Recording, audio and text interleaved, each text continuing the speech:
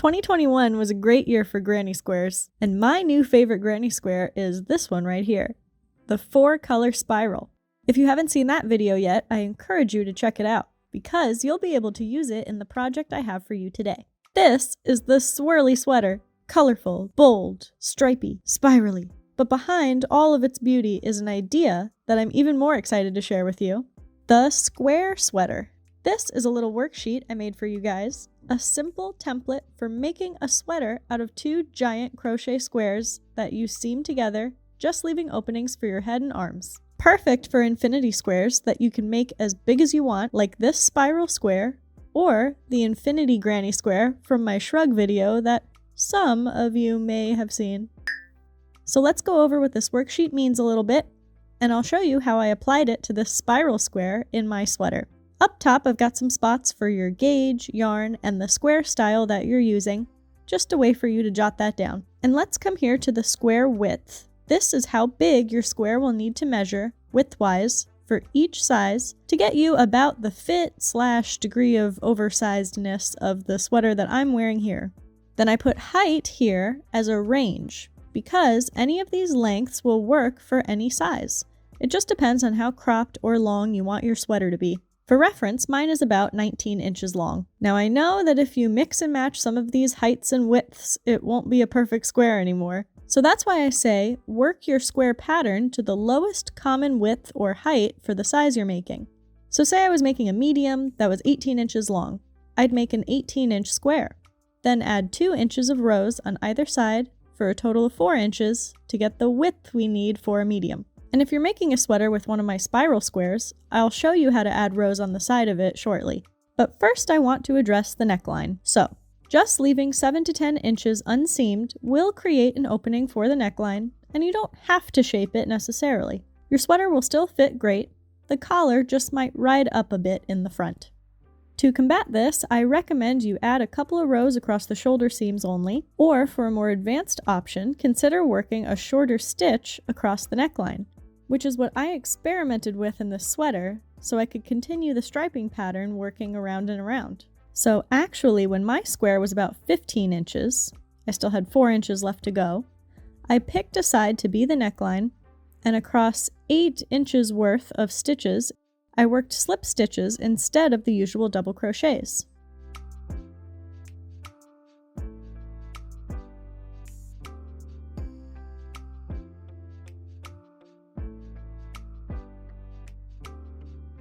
And continued around growing the spiral. Side note, on subsequent rows, I worked my slip stitches into only the back loops of previous slip stitches, just because it was a little too tight to work into the whole stitch. And I was able to use the front loops for a fun trick with the ribbed collar, but more on that later. Then, by the time my sweater was 18 inches wide, I had this nice little dip in the front, and it improved the fit of the collar. You may notice that the stitches on the shoulder look a little loose, and that's because I tried to take this stitch height idea one step further and use triple crochets on either side of the neckline. But this wasn't really worth it. It altered the character of the fabric too much, and it didn't really add much height, so I wouldn't recommend that for your sweater. If I did it again, I would just continue with regular double crochets on either side of a slip stitch neckline. That brings me to the point where you could add some rows if you need your square to be a little bit wider. I'll continue on in the pink and purple colors, so I'm going to go ahead and bind off the green and blue. With one stitch in the stitch before the chain space, work 1 double crochet into the chain space. And fasten off.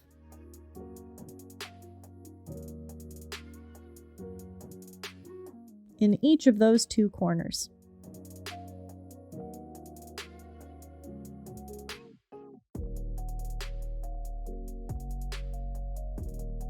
Then pick up one of the colors that you'll be continuing on with, and work 1 stitch also into the next chain space.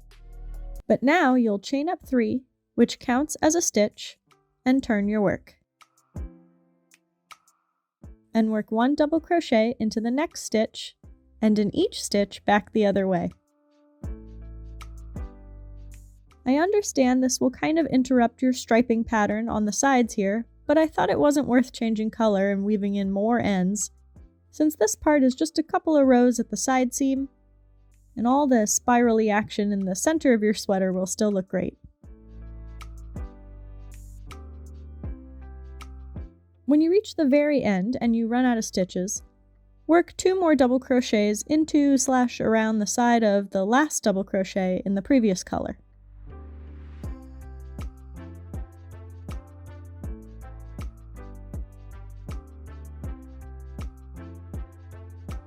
Chain 3 and turn, and again work back the other way for another row or 2 or however many you need. Just be sure to do the same thing on the other side to increase your rows evenly and keep the center of your square centered in the middle of your sweater. With 2 big old granny squares, with or without neckline shaping, you can seam them together and seam across the top of the shoulders. You can use any seam you'd like. I'm doing a basic slip stitch seam with my pieces inside out.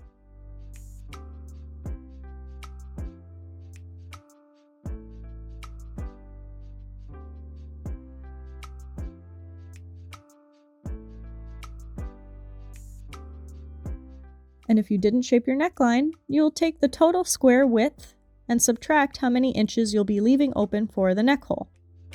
Then divide that by 2. That's how many inches you'll seam closed here along each shoulder.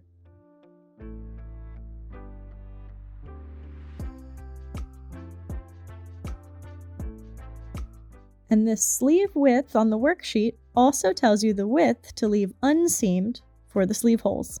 So you can seam up from the bottom, leaving that many inches open, in my case 9.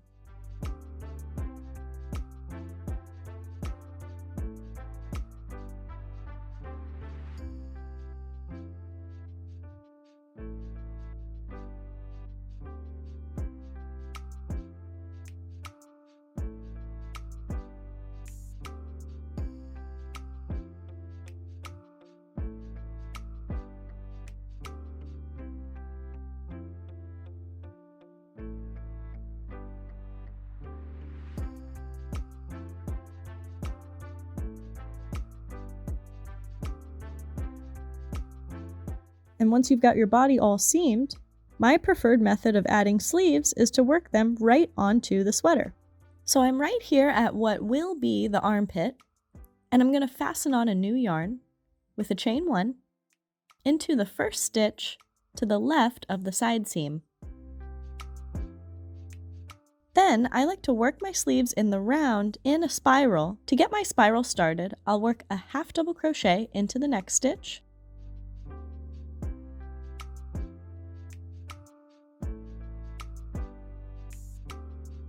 and then a double crochet into the next stitch. And work 1 double crochet into each stitch around the sleeve opening.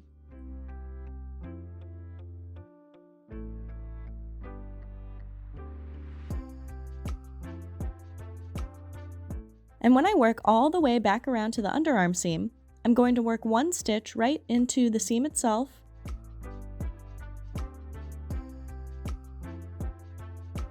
before continuing on with my spiral by simply working a double crochet directly into the half double crochet that I started the round with.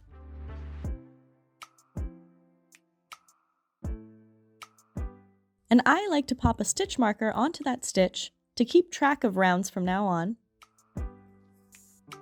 going around and around in a spiral, moving the stitch marker up each time I work back around to it. You can continue working around and around until your sleeve is the length listed in the square sweater worksheet. And leveling off the crochet spiral is simple enough. At the end of my last round, in the stitch before the marked stitch, I'm going to work a half double crochet.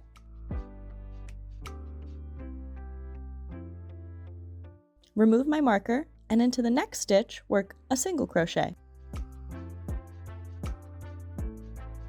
And into the next stitch, slip stitch. And fasten off, to level off the spiral. All that's left is to add the various ribbings all around the cuffs of the sweater. We'll crochet these right onto the sweater with a join-as-you-go slip stitch ribbing. So in the case of the sleeve, I'm going to fasten on a new yarn right into that stitch that I just slip stitched into. And for the bottom body cuff and neckline cuff, you can fasten onto any old spot. Counting this first chain, I'm going to chain up 13. You can make any number of chains here. This is establishing the width of your cuff. So an opportunity to customize your design. Now we're going to work into the chain just as if it were a foundation chain of a new crochet piece. Skip the first chain and make a slip stitch into the next chain.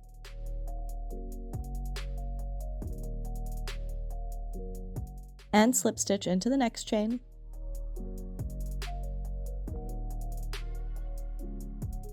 And continue slip stitching into each chain.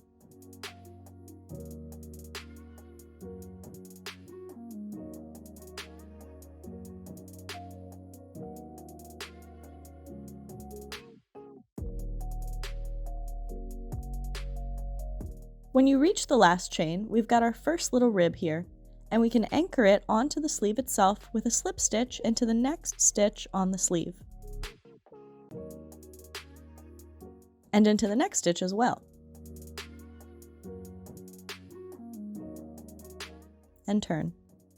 And what we'll be working into is the back loop of the slip stitches. So tilt your work to find it right here, the little V-shaped stitch.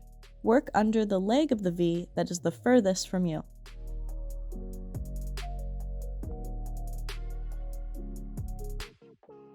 And make a slip stitch into each back loop from the previous row.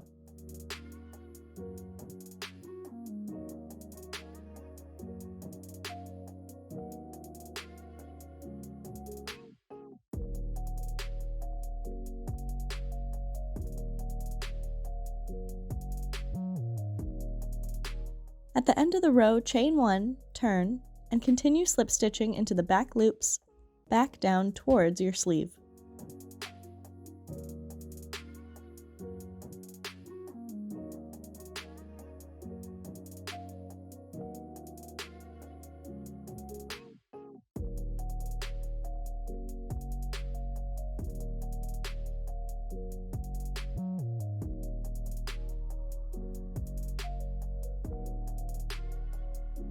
And this time when you get to the sleeve, we'll slip stitch into the next stitch on the sleeve to anchor, and into the stitch after that, and once more even into the stitch after that. So a total of 3 slip stitches on the sleeve before turning your work.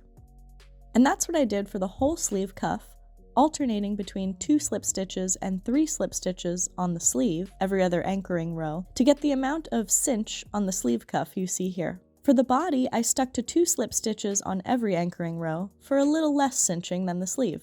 Then for the neckline cuff, I didn't want any cinching or puckering of the fabric up here, so I tried only 1 slip stitch on each pass where I anchored my cuff to the sweater, but this turned out to be too many rows of ribbing, making the collar kind of ruffly and baggy. So I did wind up having to decrease while working the cuff for the neckline. I did this by alternating between 1 and 2 slip stitches onto the sweater at the end of anchoring rows. And that turned out to be the perfect ratio. And as for that neckline cuff anchoring, well, I worked it into the front loop left over from the neckline slip stitches we did earlier.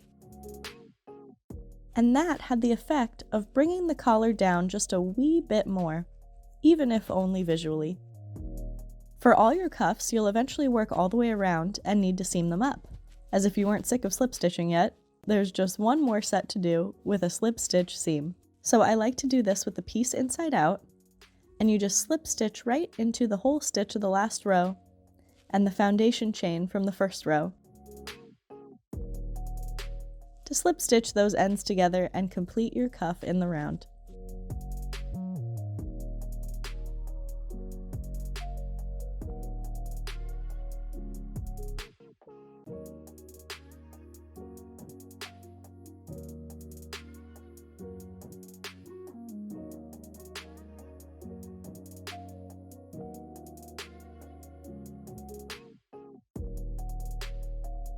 And that's it!